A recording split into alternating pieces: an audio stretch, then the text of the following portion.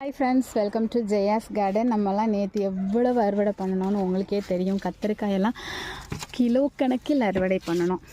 ஆனாலும் நாங்கள் தினமுமே உங்களுக்கு வருவோம் அப்படிங்கிற மாதிரி. இங்கே பாருங்கள், இதாச்சா, இங்கே பாருங்கள், இவங்க ஏதோ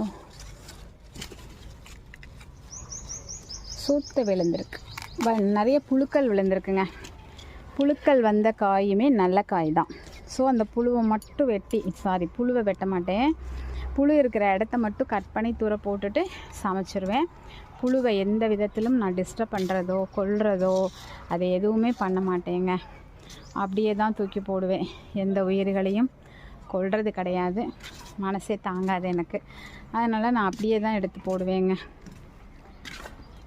இன்றைக்கி கூட காலையில் கத்திரிக்காய் வெட்டுறப்ப 2-3 புழுக்கள் கத்திரிக்காயில் இருந்துச்சு. எந்த விதத்துலையும் எப்படி டிஸ்டர்ப் ஆகிடாமல் மெதுவாக கட் பண்ணி மெதுவாக தூக்கி அவங்கள தூக்கி போட்டுட்டேன்.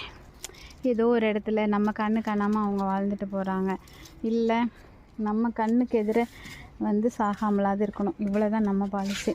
ஏன்னா அதை பார்க்கறதுக்கு நம்ம மனசு தாங்காது. வாங்கடி சொல்லலாம்.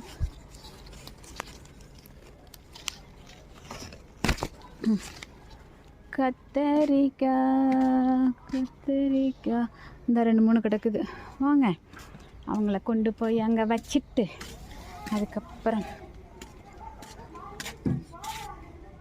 பறிப்போம். நேற்று தான் ஒரு 3/4 கிலோ 1 கிலோவுக்கு மேலேயே கத்திரிக்காய் பறித்தேன். அவங்க எல்லாருக்கும் தெரியும். இப்போ பாருங்கள், அதுக்கப்புறமும் இவ்வளோ கத்திரிக்காய்கள். இந்த வீடியோ பிடிச்சிருக்கா, என்னோடய தோட்டம் பிடிச்சிருக்கா, நான் பண்ணக்கூடிய தினம் அறுவடை பண்ணுறது உங்களுக்கு பிடிச்சிருக்கான்னு சொல்லுவீங்களா கமெண்ட் பாக்ஸில்.